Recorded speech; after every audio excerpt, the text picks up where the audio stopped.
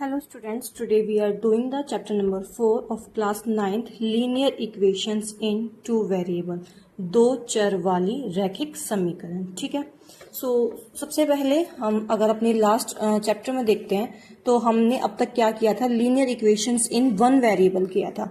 Linear equations in one variable हम क्या लिख सकते हैं, x plus 1 is equals to 0। वहां पर हमारे पास एक वेरिएबल होगा और एक कांस्टेंट वैल्यू होगी। ठीक है, इसे हम हिंदी में क्या बोल सकते हैं, चर। ठीक है, और इस वैल्यू को हम क्या बोल सकते हैं, अचर। ठीक है, चर कौन सी वैल्यू होती है, चर बेटा जो वैल्यूज हमें अननोन क्वांटिटीज होती हैं उसे हम क्या बोलते हैं, चर बोलते हैं, जिनकी हमें वैल्यू फाइंड आउट करनी होती है। ठीक है, और अचर कौन सी वैल्यू होती है, अचर वो संख्याएं होती हैं जो इंडिपेंडेंट होती हैं फ्रॉम एक्स एंड वाई। ठीक है, अगर हम सेकेंड एग्जाम्पल लेते हैं वन वेरिएबल में, यहाँ पर हमारे पास चर कितने हैं, सिर्फ एक है, एक्स। कोई सेकेंड एग्जाम्पल हम कंसिडर करते हैं, that is 2x plus 4 is equals to 0। यहाँ पर हमारे पास एक चर है, एक वेरिएबल है, और यहाँ पर हमारे पास ये 4 कांस्टेंट वैल्यू होगी। ठीक है, ना कि इस 2 को नहीं बोलेंगे, इस 4 को बोलेंगे। ठीक है, हमारे पास x यहाँ पर चर होगा और 4 यहाँ पर अचर होगा। ठीक है, this is variable and this is constant. ये 2 तो बेटा coefficient. Let us understand the meaning of each word of this sentence. दो चर वाली रैखिक समीकरण और लीनियर इक्वेशंस इन टू वेरिएबल। ठीक है, तो सबसे पहली बात आती है चर या फिर वेरिएबल हम किसे बोलते हैं, जो हमारे पास अननोन क्वांटिटीज होती हैं उसे हम क्या बोलते हैं, चर। कोई भी, जैसे हमारे पास x होगी या फिर y होगी या फिर z या फिर t, जितने भी ये सारी वैल्यूज होंगी जिनकी हमें वैल्यूज फाइंड आउट करनी होंगी उसे हम बोलते हैं वेरिएबल्स या फिर चर। ठीक है, उसके बाद आते हैं अचर। अचर किसे कहते हैं, अचर हमारे पास वो कांस्टेंट वैल्यूज होती हैं जो इंडिपेंडेंट होती हैं फ्रॉम एक्स एंड वाई, जिसके मल्टीप्लाई में ना तो एक्स की वैल्यू होगी ना ही वाई की वैल्यू होगी। ठीक है, थर्ड वर्ड आता है रैखिक और लीनियर। लीनियर या फिर रैखिक का क्या मतलब होता है, इसका मतलब होता है जिसकी पावर 1 होती है। ठीक है, ऐसी इक्वेशन जिसकी पावर 1 होती है, लीनियर इक्वेशंस।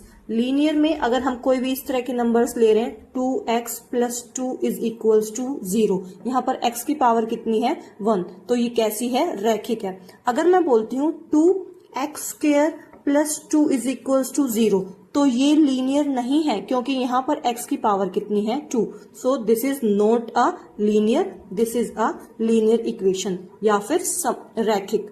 ठीक है, उसके बाद आती है, अगर हम वैल्यूज फाइंड आउट करें इसकी, 2x plus 4 is equals to 0, अगर इस इक्वेशन का हमें रूट फाइंड आउट करना होगा तो हम कैसे करेंगे, यहाँ पर 2x plus 4 is equals to 0, x की वैल्यू फाइंड आउट करनी है। So it can be written as 2x is equals to -4, इस 4 को राइट हैंड साइड शिफ्ट करेंगे and again x is equals to 2, यहाँ पर मल्टीप्लाई में था, इस साइड राइट हैंड साइड जाके -4 के डिवाइड में आ जाएगा और ये कैंसिल होके हमारे पास कितना आ जाएगा, -2। ठीक है, तो ये हमारे पास क्या हो जाएगा, रूट ऑफ दिस इक्वेशन। अब हमने अननोन क्वांटिटीज चर यानी कि वेरिएबल समझ लिया, अचर समझ लिया और एक रैखिक समीकरण, एक चर में रैखिक समीकरण समझ ली।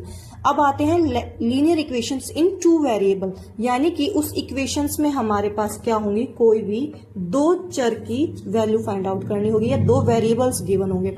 अगर हम इसकी जनरल इक्वेशन की बात करें सो ये हमारे पास इस टाइप की होगी, any equation which can be put in the form of ax plus by plus c is equals to 0, यानी कि एक वेरिएबल होगा कोई भी x और सेकंड वेरिएबल होगा कोई भी y और c हमारे पास क्या होगी, एक कांस्टेंट वैल्यू होगी। ठीक है, अब यहाँ पर बात करते हैं, हमारे पास वैल्यूज फाइंड आउट करनी होंगी कि हमारे पास x की कोफिशिएंट होता है, जो भी कोफिशिएंट ऑफ x का गुणांक, हमेशा इस x का गुणांक जो भी होगी वैल्यू उसे हम बोलते। Now let us understand the linear equations in two variable by some examples. देखो यहाँ पर मैंने एग्जाम्पल लिया है, x minus 4 is equals to √3 into Y. ठीक है, तो सबसे पहले हम अपने इस एग्जाम्पल को इस फॉर्म में चेंज कर लेंगे, ax plus by plus c is equals to 0। So this equation can be written as x हम y वाली टर्म को देखो इधर लेफ्ट साइड शिफ्ट करेंगे राइट साइड से, सो राइट साइड में √3y है, लेफ्ट में आके हो जाएगा -√3 इंटू वाई, ठीक है। और 4 इधर ही था ऑलरेडी, सो यहाँ पर लिखेंगे -4 इज इक्वल्स टू 0। अब यहाँ पर अगर हम a b c की वैल्यू कंपेयर करेंगे, ये हमारे पास बन जाएगा ax plus B Y plus C is equals to 0। तो x का कोफिशिएंट देखो, x के मल्टीप्लाई में जब कुछ भी नहीं होता है तो वहां पर हम 1 लिख सकते हैं, ठीक है।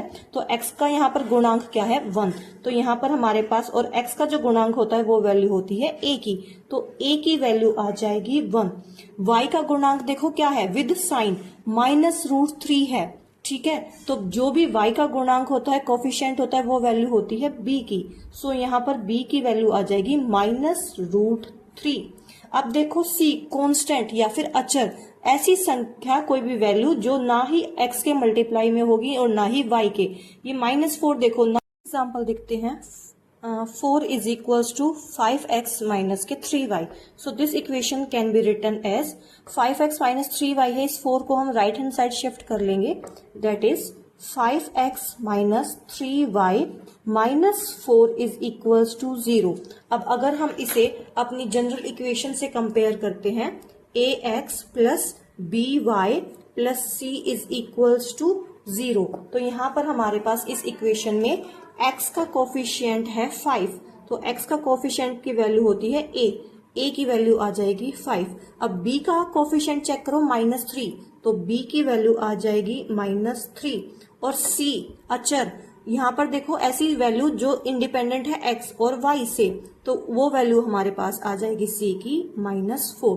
Take us another example 2x minus Y. अब देखो इन एग्जाम्पल्स में स्टूडेंट्स कंफ्यूज होते हैं, हमें सबसे पहले से क्या करना है, चेंज करना है अपनी इस फॉर्म में ax plus B Y plus C is equals to 0। तो देखो ये 2x प्लस वाई है, हम इसे इस तरह भी लिख सकते हैं 2x, y को लेफ्ट हैंड साइड शिफ्ट कर देते हैं, माइनस के y इज इक्वल्स टू 0। इस इक्वेशन में मेरे पास कोई भी कांस्टेंट वैल्यू नहीं है। अब यहाँ पर x का कोफिशिएंट चेक करो, x का कोफिशिएंट है 2, तो यहाँ पर मेरे पास a की वैल्यू आ जाएगी 2। अब y का कोफिशिएंट चेक करो -1, तो b की वैल्यू आ जाएगी। नेक्स्ट एग्जाम्पल है x इज इक्वल्स टू -5, इसे हम चेंज करेंगे ax plus B Y plus C is equals to 0 form में। सो x यहाँ पर एज इट इज लिखेंगे, इस 5 को हम लेफ्ट हैंड साइड शिफ्ट करेंगे, सो यहाँ पर ये +5 बन जाएगा विच इज, और अगर हमारे पास y की टर्म नहीं है तो हम इसे लिख सकते हैं +0 into y is equals to 0, ठीक है। 0 इंटू वाई का मतलब क्या हुआ, y को अगर हम 0 से मल्टीप्लाई करेंगे तो y नहीं रहेगा, तो हम इसे इस टाइप में भी लिख सकते हैं। अब यहाँ पर अगर हम कंपेयर करते हैं a, b और c की वैल्यू, तो देखते हैं क्या रहेंगी। x का कोफिशिएंट क्या है 1, तो a की वैल्यू आई 1। यहाँ पर y का कोफिशिएंट क्या है 0, तो b की वैल्यू आई 0। कांस्टेंट टर्म देखो 5, तो यहाँ पर हमारे पास अचर की वैल्यू आ जाएगी 5। नेक्स्ट एग्जांपल में देखते हैं 5y इज इक्वल्स टू 2, हम इसे इस टाइप में भी लिख सकते हैं 0 इंटू एक्स, क्योंकि यहाँ पर x नहीं है तो 0 इंटू एक्स लिख लिया। 5y है तो ये 5y, और यहाँ पर constant term right hand side में उसे लेफ्ट हैंड साइड में ले आए, that is -2 is equals to 0। Right hand side में प्लस था, लेफ्ट में माइनस। अब यहाँ पर अगर हम a b c की वैल्यू कंपेयर करते हैं, तो x का कोफिशिएंट है 0, तो a की वैल्यू हुई 0, y का कोफिशिएंट है 5, तो b की वैल्यू हुई 5, और कांस्टेंट टर्म है -2, तो c की वैल्यू हुई -2। Thank you, I hope you understand it.